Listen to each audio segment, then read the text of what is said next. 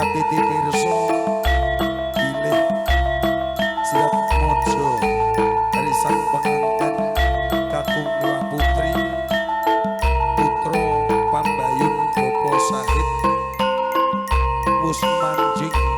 kepareng kapanggihaken wonten ing kori korening wewangunan panjenengan Bapa Surato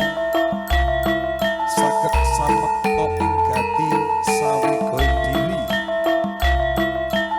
ugi ngatur kagem panjenenganipun para awu barokah dipangestu kaaturaken kagem sirat mojo risan penganten kalih us ndungkap titiwanci panggihna sirat mojo risan penganten kakung Wah Putri kanthi adat widi widono Surakarta hadiningrat katiti pirsa pun Bagus Ahmad Nur Furgon purna genyurucat busana kanthi angagem busananipun penganten kakung ingkang kapendhet saking tlatah Surakarta hadiningrat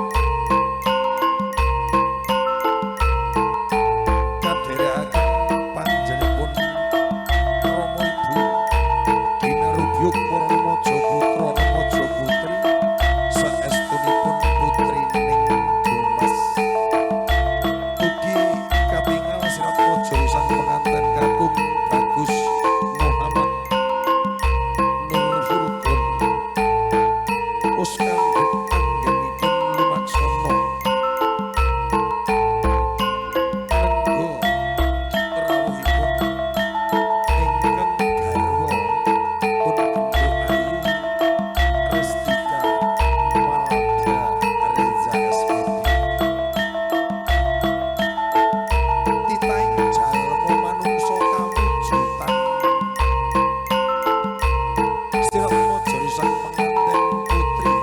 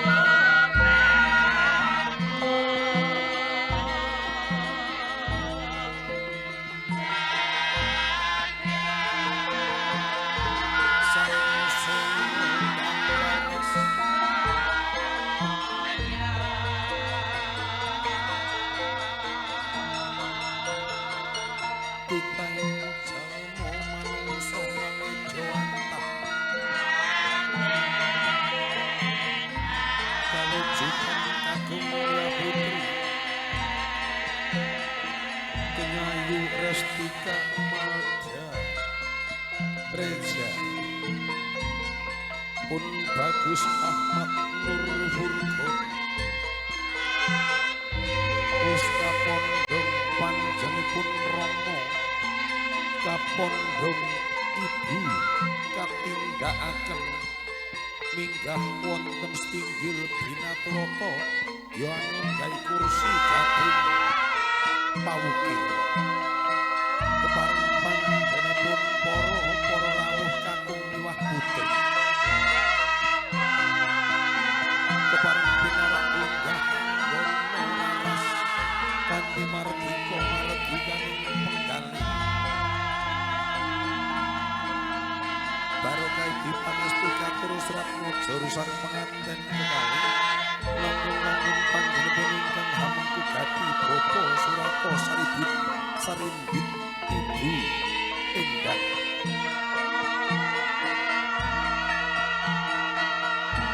Siratmaja rusan penganten Sarimbit yen Cinandra kadya Prancandra ananing luwih Bagus Pasuryamira panjenengan Mas Ahmad Nur Furqon ing anggaderos tangga jawab prapengendhut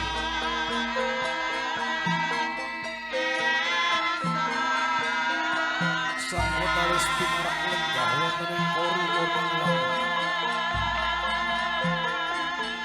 jengkar saking palenggahanira putra putri pengantin laku dodok laksuan Rama ibu ana mung nyuwun tambah berkah pangestu sumembah wonten ngarsanipun Kanjeng Rama ibu sakmenika Rama ibu hanampi sumanipun ingkang putra kekalih sumendang mayang penggalihipun Rama ibu tumentas luh deres rebes mili ana ing bibi kemutan rikala semanten ingkang putra kekalih wonten garbanipun Kanjeng Ibu kirang langkung sangulan sedasa dinten palilaing Gusti kang hakarya jagat Gusti Allah Subhanahu wa taala putra kekalih kalairaken kawujudan utawi wiji kakung Hyang Bubur ingkang kaparingan wasiat asma pun Gendung Nistika Malada Reja ugipun Bagus Ahmad Nur Furqon manisirati kepareng matur wonten ngarsanipun Rama ibu duh Kanjeng Rama ibu tansah setya kawula bekteni kawula tansah nyuwun tambah berkah pangestu anggenipun handika baliwisma gesang bebraya mugi Rama ibu saged atur senjata pamungkas dumateng kawula kekalih langkung-langkung barokah Kanjeng Rama ibu tinambengan putra kapeteran wonten tengah Jojo mlebet wonten ing sanubari mugi ndayan ana ing kasantosan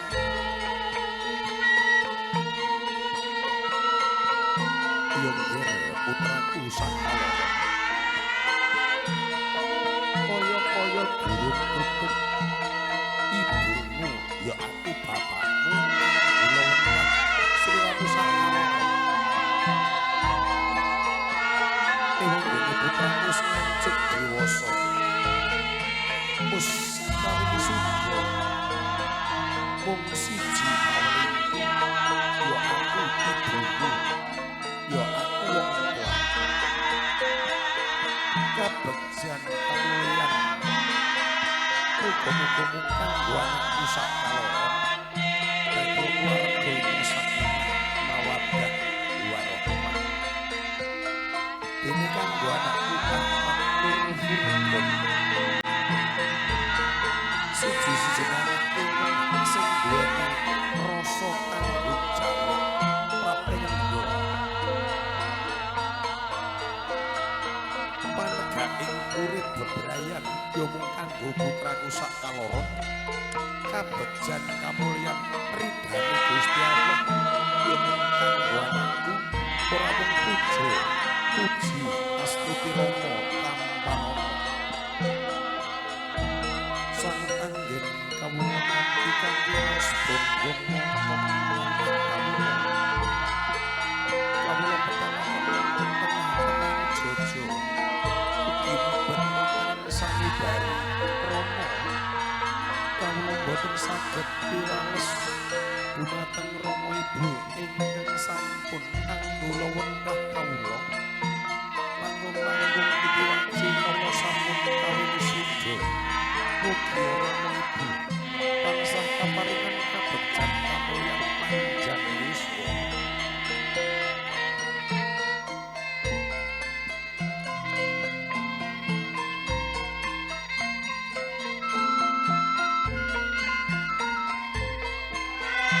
Purnaning hati putra putri pengantin kekalih sarya pinarak sinambi lenggah wonten kursi hading pawuti ya kawujudan kursi Joko Mulya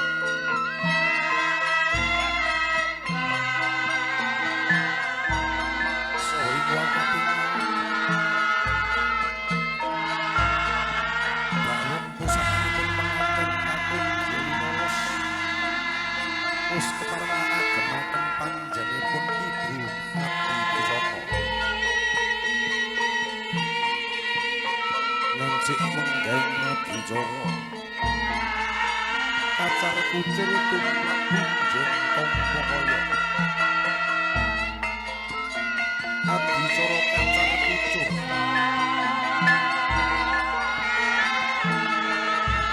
ingkang kawujudan arta raja los kuning kacang kawak beli kawak kacar kucing wong liya dadi sedulur mugia makmur kanggo sratmaja sak penganten saripun kacang kawak beli kawak mugia padha semangat langkung-langkung putra bagus rahmat luhur anaturaken sesaji diwono kawujudan raja Gusti sak pinunggalan paling Gusti Makarya jagat sak kedheping mitra ubah-ubah wujudipun dados prestisius Raja Brama minangka bakalipun penganten saripun anggen hambikak kaliwisma gesang budaya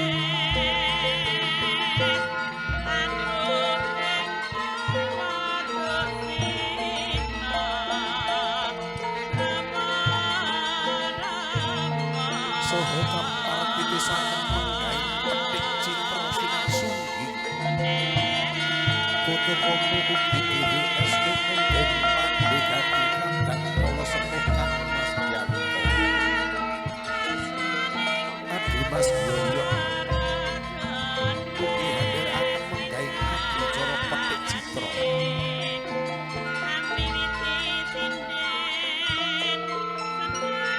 kepareng panjenenganipun Ibu Pangati Busana ugi nglajengaken menggawe adicara dahar kalimah gembul bujana Andrawina dahar sesarengan penganten sarimbit kanthi hanggadhahi raos mongko bombong manahipun penganten wis kadya kajuglukan wukir sari kablebegan segara madu.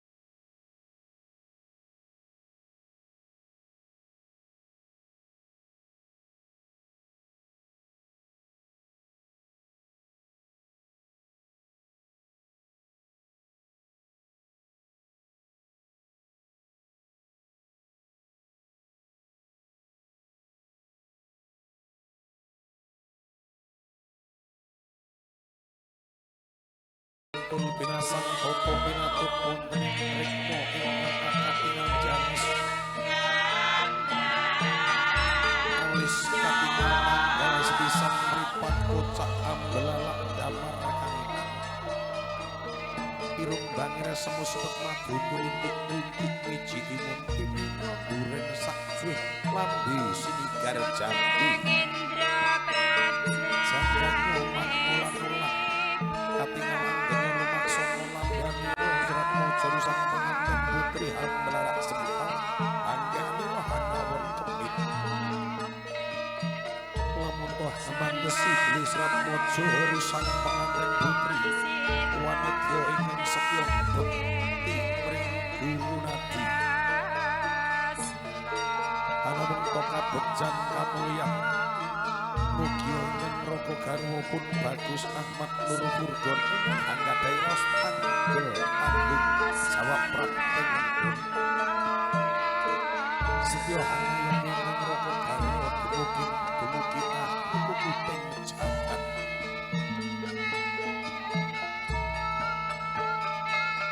kasuwun saking panjenenganipun Ibu Pangabdi Busana ingkang kepareng Rama Ibu samuju menung jenazah ngaken asta kapendhet petik citra saking fotokopi nuwun sagung para tamu purnanipun adicara panggih mbok menawi anggen kawula matur kladu atur kawula kirang hanuju prana angekeni bilih kawula pasti kathah kekirangan coba pangandikan anggen kawula matur wonten sampun para bumbu enggak pasal nanti akan kawula kekalih jinakah sampuranen yuna gunung samudra pangsaka ingkang tanpa upami kanthi hasati jaya wijayati rahayu ingkang samya pinanggih suradira jaya ningrat lebur dening astuti atur alam wabillahi taufiq hidayah wassalamualaikum warahmatullahi wabarakatuh. Sakderengipun adicara pinarduka mbok menawi kepareng kawula badhe kalajengaken atur pisunipun Monosiko Dita Audio Nun kawula nuwun.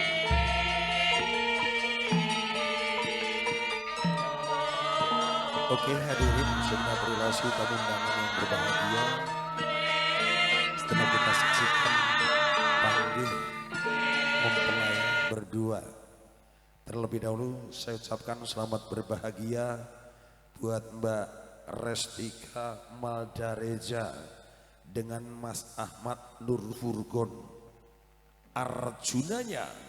dari panjenengan Bapak Muhammad Sahid beserta Ibu. Hanya doa dari rekan-rekan kita